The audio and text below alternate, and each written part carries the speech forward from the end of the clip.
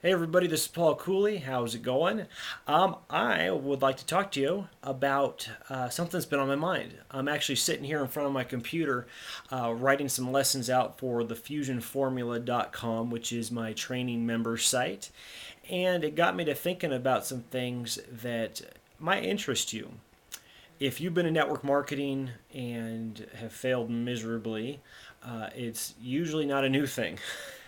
Hate to tell you, but it's not. A lot of people have been there, done that, including myself. And I want to share with you a concept, an idea that might make a whole lot of sense to you. I started a while back MLMEmpiretraining.com. And with that, I chose that name not because I thought it was something fancy or anything like that. I chose that name because it explains this whole idea or concept about growing your business and establishing your business. When I'm talking about an empire, I'm talking about something that will not and cannot be shaken or moved. And now let me explain. What would happen to you if, let's say, you're starting to generate a good downline? You got some people under you, you're making a little bit of money every month, whatever it may be. Or maybe you're doing really good. Maybe you got a solid downline, everything's all good, and man, you're living life. What happens though if that company disappears? Lawsuit happens, they disappear. Whatever the situation is, they disappear. Where does that leave you and your downline? Do you guys fall apart? Does everyone scatter and try to find something else? Does everyone freak out, drop out? You know what I mean? What happens? And obviously, that means no money coming your way. But an empire is something a little different. An empire is consistent, is built of multiple streams of income, not just your primary MLM company or business. What I mean is, if we can generate multiple streams of income, yes, you have your primary business, but you also have other things. And I have this philosophy: the more fishing poles you have in the pond, hopefully the goal is the more fish you're going to catch. And so it's not necessarily huge streams of income, but it's a lot of little ones, and those add up. So what I mean is, let's say you have some affiliate links. You write an ebook. Even with this membership site, if you're a member of the Fusion Formula, you have your own affiliate link. So you're referring people, you're making money. You're selling products, you're making money. You're signing people up, you're making money. There's tons and tons of affiliate stuff that you can sign up for, and you can make money that way. And there's other ways too, but if that kind of makes sense, you're generating these multiple streams, or you're throwing the fishing poles out. Now, if we can establish something that you have established with your company or with your branding, which is a whole nother story. Wouldn't it be cool if, let's say, your company did drop, that you, just with a few minor adjustments, keep on rolling and you're still generating the same, if not more, income than what you were to begin with, and keeping your downline?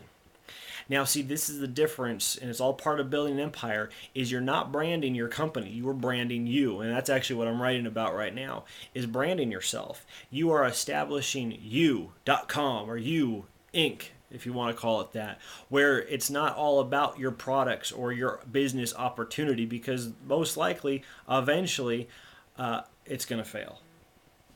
You know what I mean? People don't just join a company because of a comp plan, because if that was the case, we would all have a whole heck of a lot bigger downlines than what we have now. I don't care how big it is right now for you. It would be bigger if people just signed up because of a comp plan. People will sign up and stay because of your leadership. And if you brand you as a professional, as a leader, as an expert, they're going to be willing to hear what you have to say. And if you've established this system and then taught it to your downline, if the company folds, they're going to say, "All right, what are we doing? What's the goal? We got our little fishing poles out. We're still generating that little income, but what's the next move?" With a few minor adjustments, you're back on the road making money again. And I kind of end this video with this: is when I was originally 2 companies ago, and it was a technology company. When I was choosing some domain names, because I always use domain names, I hate giving somebody thecompanyname.com/1210, or your username. I mean, it's stupid, unprofessional, it looks terrible.